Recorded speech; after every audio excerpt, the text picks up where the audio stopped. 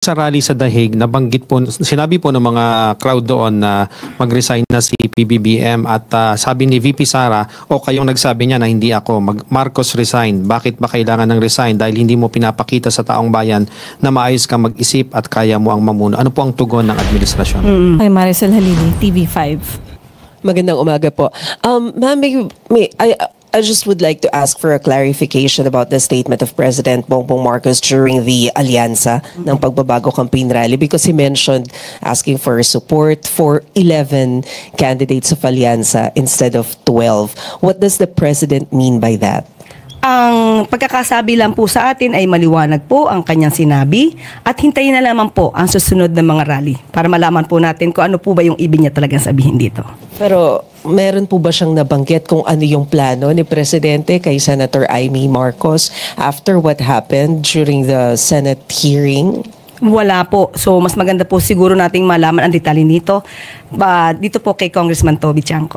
But nagkaroon na po ba ng pagkakataon na magkausap sina Senator Amy and PBBM? Ayon din po kay Senator Amy ay hindi pa po siya nakikipag-usap kay Pangulo.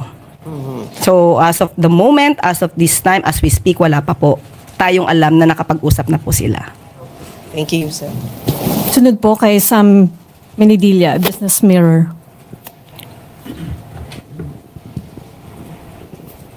Good morning, ma'am. Good morning po. Itatanong ko lang po kung may update na po ba, kung may plan na po ang Marcos administration to raise the tariff for rice amid na pababa na raw yung presyo ng rice dahil nga ongoing yung harvest season. Opo, maganda nga po yan ha. Sana nga po ay magkaroon pa po tayo. Kasi meron po tayong pag-review as kasalukuyan. At tama po kayo, maaaring malapit na po ang harvest season. At para po hindi naman masyado maapektuhan ng ating farmers, re-reviewin po ito. At kapag ka po nagkaroon na po ng detaling pag-uulat ang NEDA, ito po ay dadalhin sa Office of the Executive Secretary para po maibigay po sa ating Pangulo.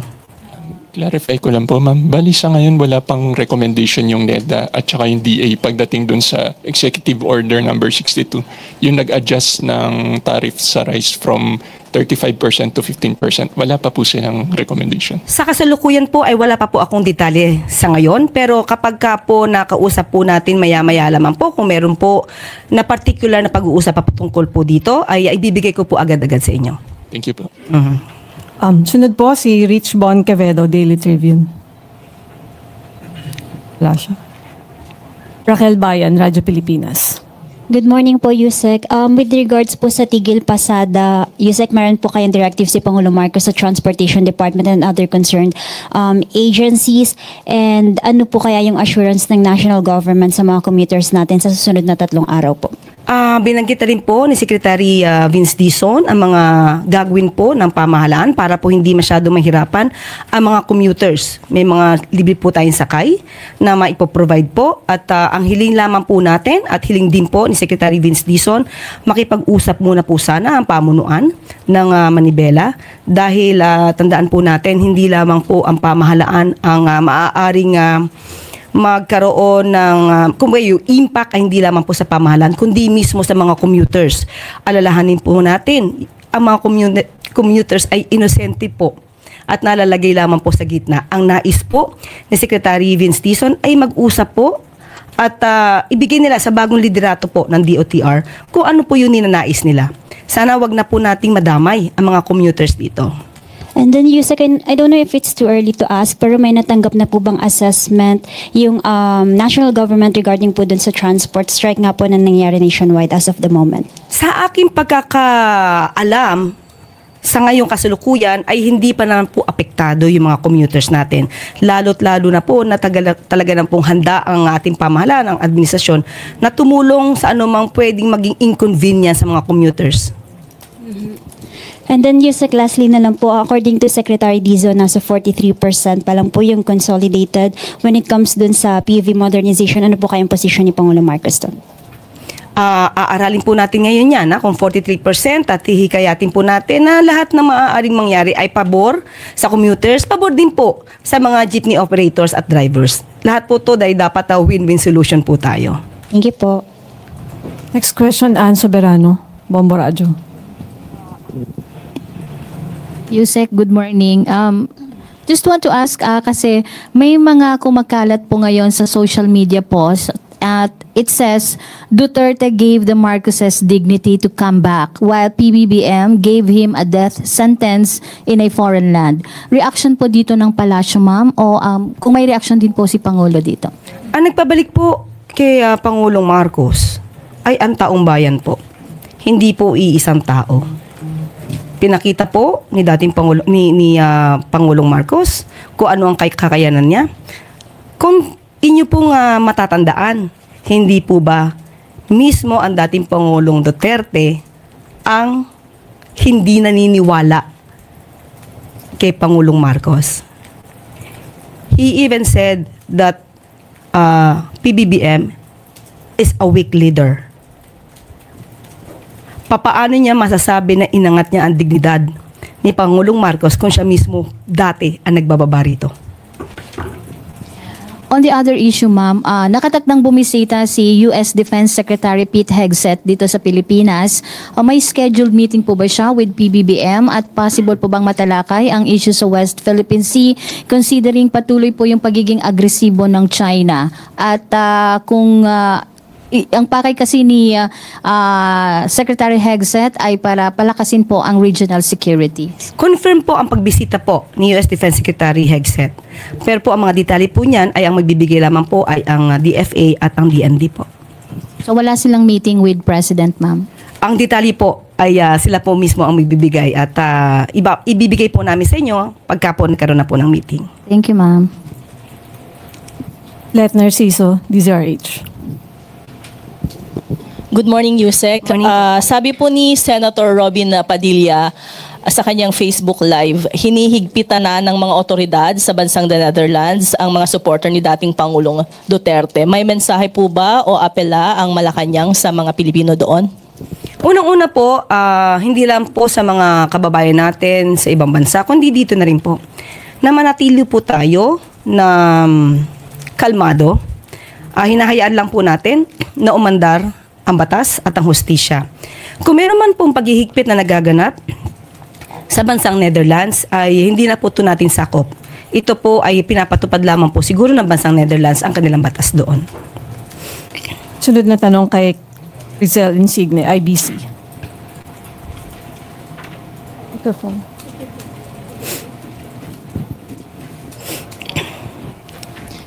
Yusek, what is your reaction about the growing list of dubious confidential fund recipients of VP Sara Duterte?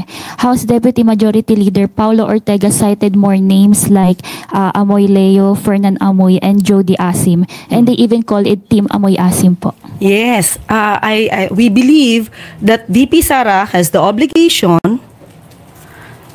to tell something about this, to tell something about these discoveries. Marami na po ang naglilipa na patungkol sa mga peking resibo na di umanong na issue po ng opisina po ni VP Sara. So, mas mabuti po, sinasabi naman po niya na dapat po tayo ay may transparency. Mas maganda po na mauna po siya na ipaliwanag ito. Sunod na tanong, Marical Sargan, Brigada FM. Good morning po, Yusek. Sa pagtitipon din po sa The Netherlands, nabanggit po ni VP Sara sa kanyang speech, as I quote, sabi ko, yung kagustuhan mo na umuwi, yan din yung katapusan ng buhay mo, magiging Ninoy Aquino Jr. ka. Any reaction po from the palace? Inahahalintulad ba ni VP Sara ang kanyang ama kaya sa yumaong Ninoy Aquino? Parang hindi po natin nadinig noon na inahilintulad ni dating Pangulong Duterte ang sarili niya kay Ninoy, kung hindi kay Hitler. Meron po siyang sinabi mismo, sinabi pa niya dito, and I quote, Hitler massacred 3 million, actually it's supposed to be 6 million Jews. Now there is 3 million, what is it? 3 million drug addicts in the Philippines. There are. I'd be happy to slaughter them. At least if Germany had Hitler, the Philippines would have me. So napakalayo pong ipakumpara ang sarili o ikumpara ang dating Pangulong Duterte kay Ninoy Aquino na hindi nagkaroon ng anumang record ng mass murder or crimes against humanity. Mas ninais po ni dating Pangulong Duterte na inkumpara ang sarili niya kay Hitler. May tanong po ulit si Alvin Baltasar, Radyo Pilipinas. Yusek, doon lang sa asylum application ni Attorney Harry Roque, ano ba talaga nakikitang motive dito ng Palasyo? Do you see this as a tactic of Attorney Roque para makiiwas doon sa mga criminal proceedings as what was stated in a petition filed by a doon sa abroad, ma'am anong taktikang nakikita nyo rito? Kahit hindi pa naman po siya nag-a-apply ng asylum sa Netherlands, alam naman natin na siya ay hindi na nagpakita sa anumang Quadcom hearing. Siya ay umalis sa Pilipinas at hindi na bumalik. So ano ba ang ibig sabihin nito? Taktika ito para hindi na siya muling matanong pa sa kanyang mga isinawalat sa Quadcom hearing patungkol sa kanyang mga transaksyon. And doon sa posibleng maging dahilan, posibleng yung affiliation niya kay dating Pangulong Duterte, do you see this as a reason para hindi maaprobahan yung application niya sa asylum sa the Netherlands? Depende na po yan sa gobyerno po ng Netherlands kung ito po ay makakaapekto sa kanyang petition for asylum. Eden Santos, Net 25. Good morning po, Yusek. May mga magsasaka na po yung umiiyak sa sobrang baba daw ng presyo ng palay. I heard may 16 pesos pero parang umaabot hanggang 12 pesos po yung presyo.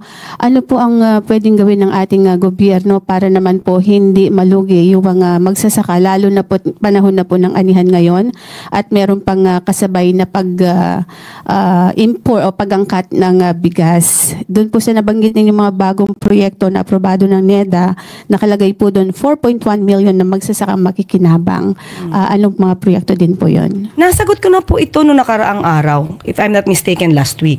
Sinabi po natin yung mga magsasaka po na nagbibigay ng kanilang sentimiento dahil mababa ang pagkakabili ng kanilang bigas. Ang sabi nga po natin, ayon kay Secretary Kiko Laurel, ito po ay may kinalaman din po ang mga traders. So, ang ating pong in-advise na nakaraang linggo po ay pumunta po ang mga farmers sa mga local government units concerned at doon po ay maaaring tumulong ang lokal na pamahalaan para madala ang kanilang mga bigas sa NFA stores. Okay? At doon po ay binibili po ng mas mataas ng gobyerno po ang kanilang bigas. At sinabi po natin noon pa na nagsasagawa na po, nandun na po tayo sa procuring the trucks po para po makatulong po ito sa mga farmers na wala pong kakayanan na magdala ng kanilang palay diretso po sa NFA stores. At yun po ay sinasagawa na po natin para hindi na po sila mahirapan para magdala ng kanilang mga palay. Yusek, how soon po yung pagbili natin ng mga truck? Kasi ito po yung isa sa nakikitang paraan para nga po yung mga magsasaka na wala namang pera para pang arkila ng mga truck para dalhin sa NFA yung kanilang mga ani. Sa tingin ko po, ito siguro yung isa sa nakikita nila para makatulong din na mismong NFA na ang pumunta sa kanila habang inaani. Kasi po yung mga traders ganun ang ginagawa eh. Pag habang inaani, nandun na po sila, may dala ng mga truck, meron ng mga sako, tapos meron na rin dalang pera na pambili. Kaya napipilitan yung mga magsasaka na doon na ibenta sa halip na sa NFA, sila pa yung magdadala doon sa opisina nila. Eh wala naman po silang pang-arkilan ng mga truck.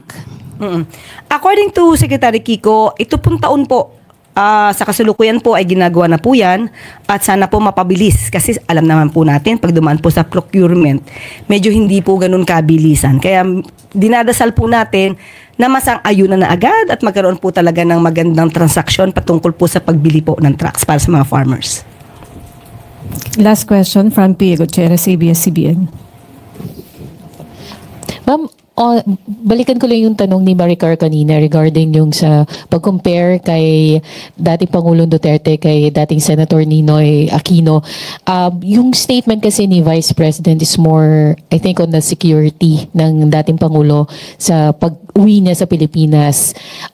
And I quote yung sinabi niya, sabi ko, yung kagustuhan mo na umuwi yan din katapusan ng buhay mo, magiging Ninoy Aquino Jr. ka, at sinabi niya sa akin, kung ganyan ang kapalaran ko, so be it. Ang question ko po, ma'am, is if there are enough grounds for the Duterte family to fear for the life of the former president in case or na umuwi ang dating Pangulo dito sa Pilipinas. Yun na nga po nakakapagtaka eh. Saan po ba nakukuha itong mga kwento na ganito? Saan po nakukuha ang pagkukumpara kay dating Ninoy Aquino? Saan nakukuha yung mga threats?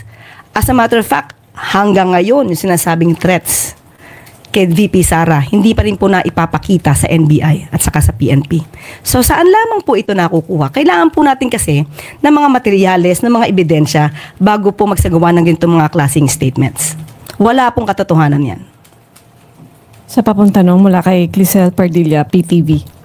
Kay Ian Cruz mula, GMA. Ma'am, good morning po. Ma'am, dun kung pinag-design po nila ang Pangulo, sino po ba ang makikinabang? Kahit sabihin po ni VP Sara o kayo nagsabi niyan, siya pa rin po ang makikinabang. Sasabihin po ba na walang kakayanan mamuno? Paano po natin masasabi ito? Kung ang pinapailal po natin ay ang batas. At very transparent po tayo sa anumang mga transaksyon. Hindi po mas kakayanin ng isang tao na mamuno, na maraming inililihim, maraming itinatago, at hindi nagpapakita ng anumang dokumento, more particularly about the funds. Last question, Clisel Pardilla, PTV4. Yusek, Senator Bato de la Rosa told you, Miss Castro, akala nyo mga santo kayo, hindi nakakabuti yung gagawin kung pag-evade ng arrest, pero yung ikabubuti ng bansa ba yung ginawa nyo? How do you respond to that? Hindi, I know, we are not saints.